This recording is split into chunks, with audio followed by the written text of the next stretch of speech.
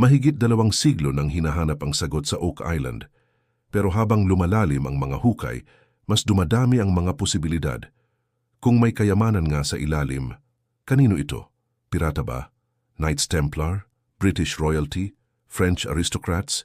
Religious organization? O baka naman, wala talagang malaking treasure. Sa paglipas ng panahon, napakaraming teorya ang nabuo. May mga teoryang nakabatay sa totoong historical figures. May iba namang nagsimula sa mga artifact at kakaibang structures. Sa episode na ito, isa-isa nating susuriin ang pinakamalalaking teorya, hindi para pumili agad ng panalo, kundi para malaman alin ang may historical basis, alin ang speculative, at alin ang halos imposible ng patunayan. Magsimula tayo sa isa sa pinakasikat, the Knights Templar Theory. Maaaring may mahalagang kayamanan bago tuluyang bumagsak ang kanilang order noong ika-14 na siglo. Sa ilang modernong bersyon, may isang grupo raw na nakatakas at tumawid sa Atlantic at maaaring nakarating sa North America. Kung kailangan nilang magtago ng isang mahalagang bagay, maaaring Oak Island ang naging taguan.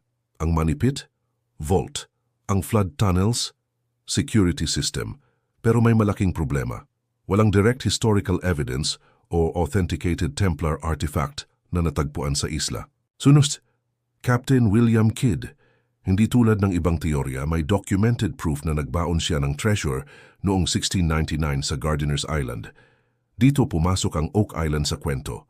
Remote location, access sa dagat, pero walang direct evidence na nakarating si Kidd dito. Isa pang teorya, British treasure.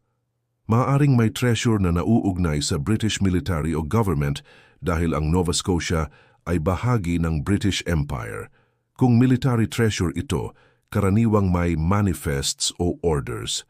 Sa ngayon, walang malinaw na historical record na nagsabing may itinago sa money pit. At dito nagiging mas dramatic ang kwento. May teoryang naguugnay sa Oak Island, sa French Royal Treasure at kay Marie Antoinette. Ayon sa ilang accounts, maaring may royal valuables na ipinadala palabas ng France, pero wala ring conclusive archaeological evidence sa money pit. Paano kung hindi ginto ang treasure? Paano kung religious artifacts? Maaring may religious objects na itinago upang maprotektahan mula sa digmaan. Shakespeare. May mga taong nagmungkahi na may manuscripts na nauugnay sa works ni William Shakespeare na nakatago sa Oak Island. Ipinapakita nito kung gaano kalawak ang naging imagination ng mga tao. Hindi na lamang ginto ang hinahanap, pati mga lihim ng kasaysayan. Isa pang posibilidad, Spanish treasure. Noong panahon ng maritime empires, napakalaking halaga ng gold at silver ang dumadaan sa Atlantic. Paano kung documents ang treasure? Historical records o religious manuscripts? Ito ang teoryang mahirap patunayan dahil sa moisture ng lupa. Paano kung mali ang lahat? Paano kung ang sagot ay simple? Natural geological features at human activity sa loob ng 2 siglo. Ang Oak Island Mystery ay maaring resulta ng geology, human activity, folklore, at mahigit 2 siglo ng treasure hunting.